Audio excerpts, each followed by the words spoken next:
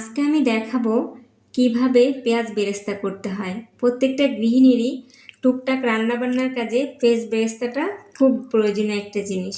অনেকেই বেরেস্তা করতে পারে না ভালোভাবে, বেরেস্তা করলেও দেখা যায় যে ক্রিস্পি হয় না। আজকে আমি আপনাদের সাথে টিপস সহকারে শেয়ার করব কিভাবে পেঁয়াজ বেরেস্তা ক্রিস্পি সহকারে করবেন। পেঁয়াজ বেরেস্তার জন্য সবসময় চেষ্টা করবেন মিডিয়াম সাইজের পেঁয়াজ নিতে। এখানে আমি মিডিয়াম সাইজের পেঁয়াজ নিছি, নিয়ে আমি পেঁয়াজগুলোকে এভাবে কুচি করে নিছি। এই যে এভাবে কুচি করে নিছি, আপনারা দেখলেই বুঝবেন যে আমি পেঁয়াজগুলোকে কীভাবে কুচি করে নিছি।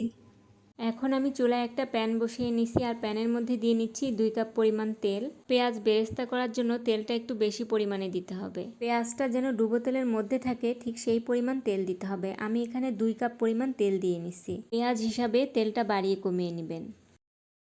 এখন তেলটা গরম হয়ে গেছে, আমি পেঁয়াজগুলো দিয়ে নিচ্ছি।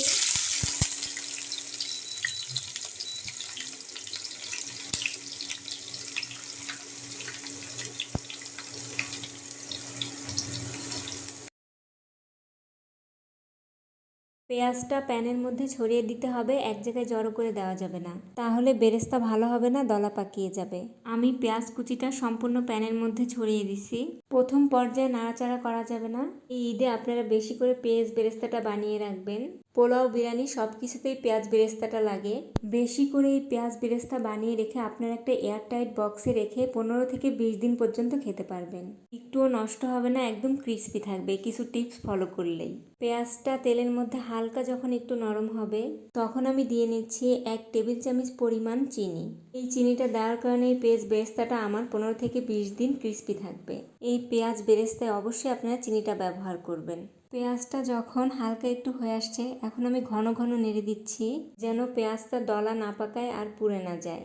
এই সময় চুলার আঁচটা একটু কমে রেখে ঘন ঘন নাড়তে হবে, তাহলে পেঁয়াজ বেরেস্তাটা একদম ঝরঝরে হবে।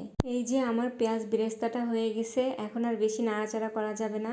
এই অবস্থাতেই পেঁয়াজ বেরেস্তাটা তুলে ফেলতে হবে। এখন যদি আমি আরেকটু কালার আনার জন্য এই বেরেস্তাটা রেখে দেই তাহলে বেরেস্তাটা পুড়ে যাবে। আমাকে ঠিক এই অবস্থায় তুলে ফেলতে হবে।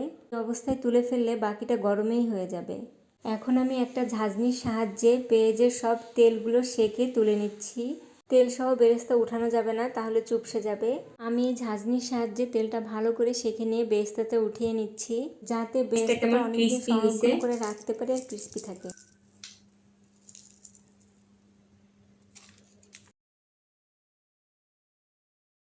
অনেকেই হয়তো ভাববে পেঁয়াজের পাশে এটা কি, পেঁয়াজের পাশে আছে রসুন বেরেস্তা। এটা আমি অন্য একটা কাজের জন্য করছি। আজকে এ পর্যন্তই। সবাই ভালো থাকবেন আর নতুন নতুন ভিডিও পেতে আমার পাশেই থাকবেন। আল্লাহ হাফেজ।